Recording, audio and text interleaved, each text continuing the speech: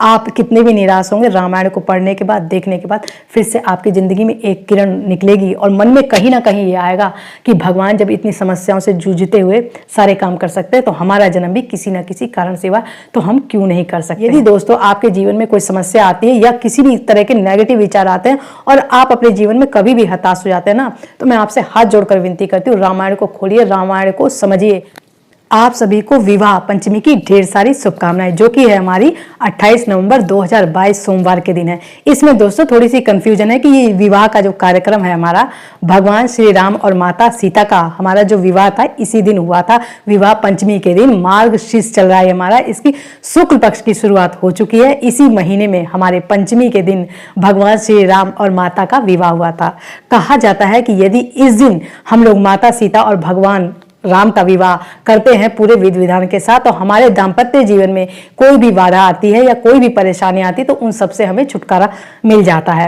तो दोस्तों ये जो हमारी तिथि है विवाह पंचमी की, ये हमारी लग रही है 27 नवंबर 2022 को शाम को 4:25 से इसका प्रारंभ होगा, जो कि 28 नवंबर को दोपहर 1 बजे तक ये तिथि हमारी रहेगी। उदया तिथि के आधार पर, इसका मतलब ये जिस दिन सूरज निकल जाता है उसको बोलते हैं हमारी उदया तिथि। इसके आधार पर हमारा व्रत रखा जाएगा 28 नवंबर को। जिसको व्रत रखना वो व्रत भी रखता है और इसको मनाया जाएगा हमारा 28 नवंबर को ही। तो दोस्तों इसकी ढेर सारी हार्दिक शुभकामनाएं आप सभी को।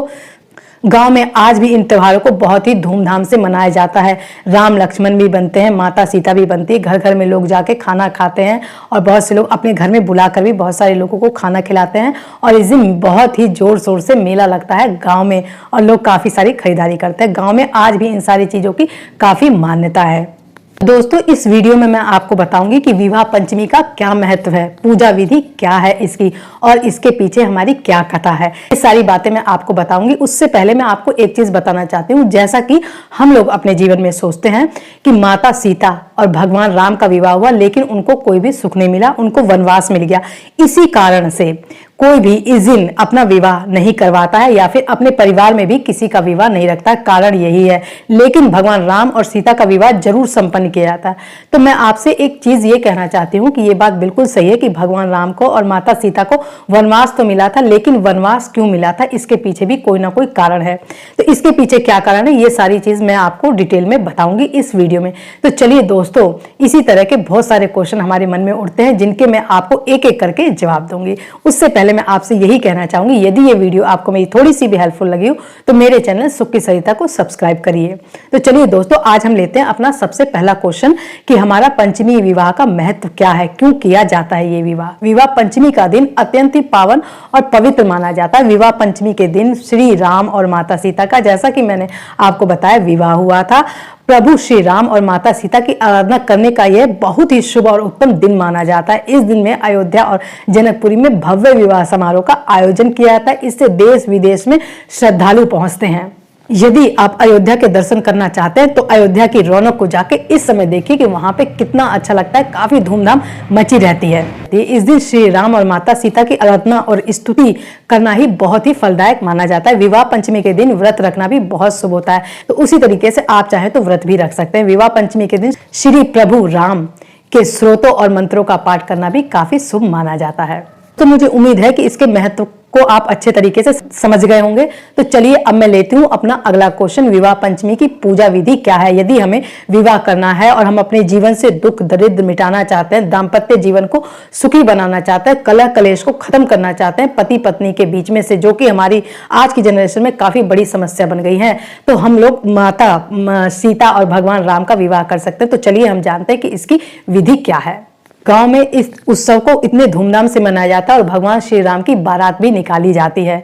घर में श्री राम और माता की प्रतिमा स्थापित की जाती है। भगवान गणेश को, जैसा कि सबके विवाह में उन्हें आमंत्रण दिया जाता है, इसी तरह से इसमें भी उनका ध्यान किया जाता है। और उसके बाद ही हम लोग जैसे नॉर्मल विवाह की रस्में शुरू करते हैं, इसमें भी की जाती है। हनुमान जी की पूजा करके उनका आवाहन करना भी बहुत ज्यादा जरूरी होता है।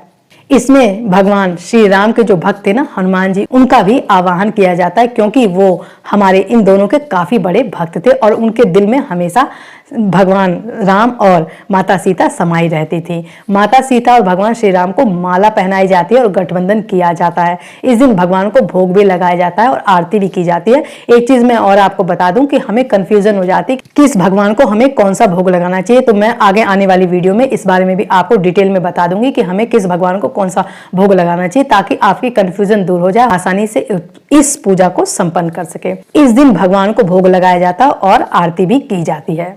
इस तरीके से हम तुलसी जी और भगवान शालिग्राम का विवाह करते हैं ना, उसी तरीके से हम प्रतिमा बनाकर ही इसी तरीके से हम विवाह को संपन्न करते हैं। विवाह की रस्म पूरी होने के बाद प्रसाद बांटा जाता है और विवाह पंचमी के दिन भगवान राम और माता सीता का अधिक से अधिक ध्यान किया जाता है। रामायण में दिए हुए प्रसंग जो कि हमारे बाल कांड में, उनको पढ़ने से भी हमारा जीवन काफी सुखी हो जाएगा। तो कहने का ये मतलब है कि हमें दूर जाने की क्या जरूरत है, दूसरी चीजें आजमाने की क्या जरूरत है, जब हमारे भारत जैसे देश में सारी चीजें दी गई हैं और रामायण दिया गया है, तो हमें रामायण को भी जरूर पढ़ना चाहिए।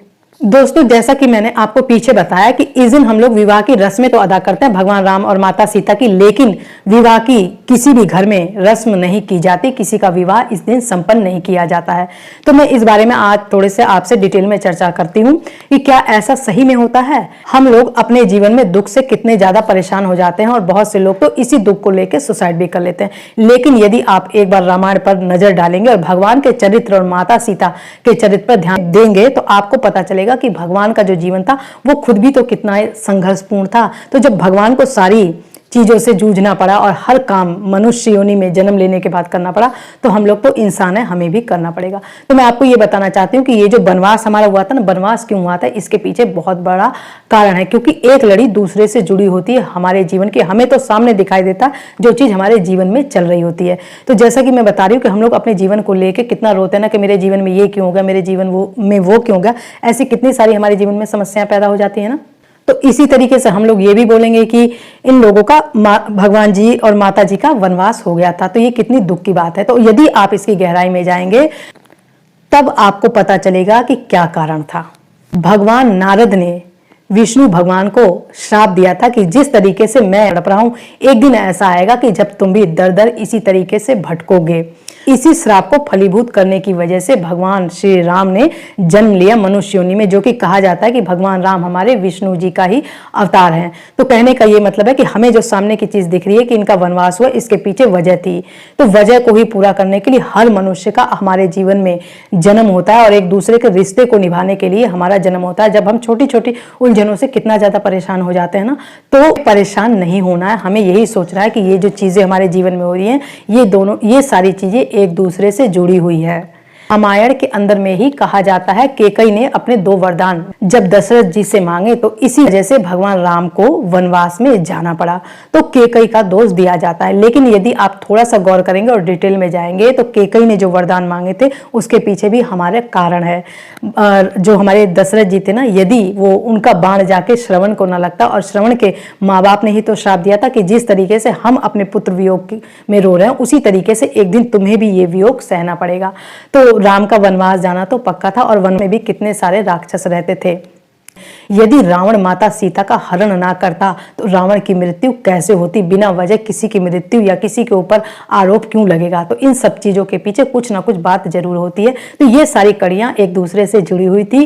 दशरथ जी को श्राप मिला था श्रवण से, जिसकी वजह से पुत्र के वियोग में उन्होंने अपने प्राण को त्याग दिया। और कैकेयी यदि वरदान न मांगती तो श्रवण का जो श्राप था वो फलीभूत कैसे होता।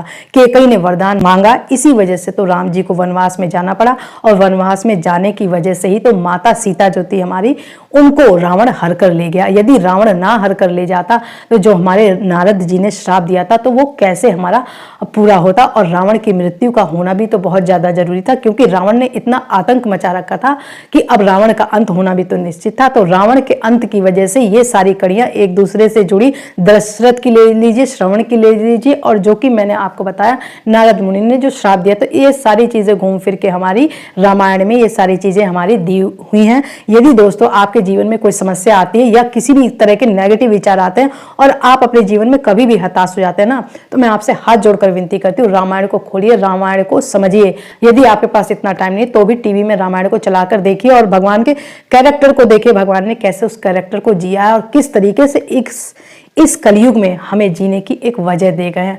आप कितने भी निराश होंगे, रामायण को पढ़ने के बाद, देखने के बाद फिर से आपकी ज़िंदगी में एक किरण निकलेगी और मन में कहीं ना कहीं ये आएगा कि भगवान जब इतनी समस्याओं से जूझते हुए सारे काम कर सकते हैं तो हमारा जन्म भी किसी ना किसी कारण से हुआ, तो हम क्यों नहीं कर सकते हैं। तो दोस्तों, मैं आपको यही समझाना चाहती थी। यदि ये वीडियो आपको मेरी थोड़ी सी भी हेल्पफुल लगी हो तो मेरे चैनल सुख की सरिता को सब्सक्राइब करिए। अब मैं आपसे मिलूंगी अगली वीडियो में, तब तक के लिए धन्यवाद दोस्तों।